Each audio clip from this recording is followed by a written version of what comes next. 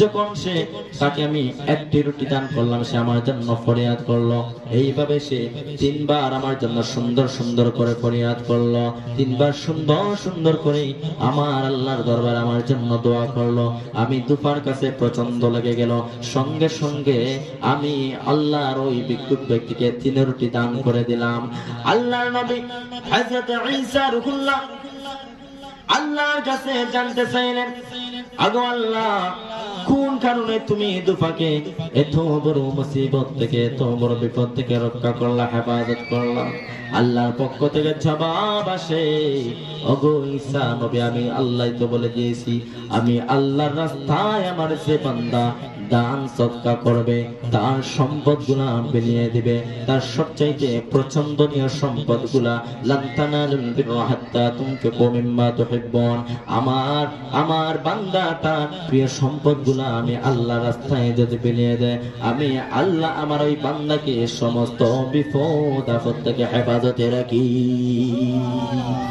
আমি আল্লাহ আমার ওই বান্দাকে সমস্ত বিপদ আপদ থেকে হেফাজতে রাখি এবং বান্দার হায়াতের মধ্যে বরকত বাড়াইয়া দেয়। আমি আল্লাহ আমার অঙ্গীকারগুলো অস্বীকার করতে পারি না। যখন সে ভিক্ষুককে 3টি রুটি প্রদান করলো, আমি আল্লাহর কাছে সুন্দর লেগে গেল। আমি আল্লাহ ঠিকই কিন্তু একটি সাপ পাঠিয়ে দিয়েছিলাম সেই দুফাকে আক্রমণ করার জন্য।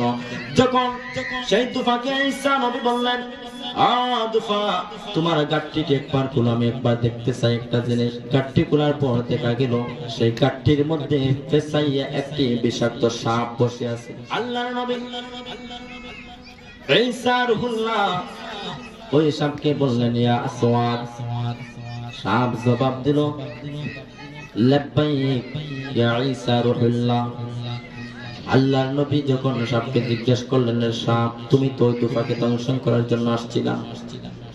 সাপ বলল, গো নবী, আমাকে আল্লাহ ঠিকই ওই দুফাকে দংশন করার জন্য, সুবল মারার জন্য আমাকে পাঠিয়ে দিয়েছিলেন, কিন্তু হঠাৎ করে আমি যখন আমার সুযোগ বুঝে কাজ করতে চেয়েছিলাম, আমি আমার সুযোগ বুঝে আমি সুবল মারতে চেয়েছিলাম, সেই সুযোগ আমি নিতেছি, হঠাৎ করে দেখা যায় আসমান থেকে আল্লাহর একজন রহমতের ফেরেশতা এসে আমাকে অনেক শিকল বন্দি করে আমার মুখটি বন্ধ করে দিলেন। সুবহানাল্লাহ, আমার মুখের মধ্যে শিকল বন্দি করে দিলেন।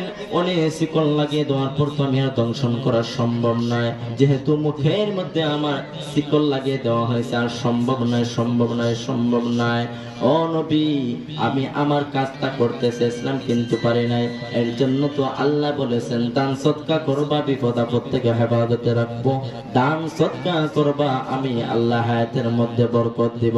এর জন্য প্রিয় সুধী, আল্লাহ পাক বলেন, বান্দা আমার রাস্তায় দান কর, আমি বাড়াইয়া দেব।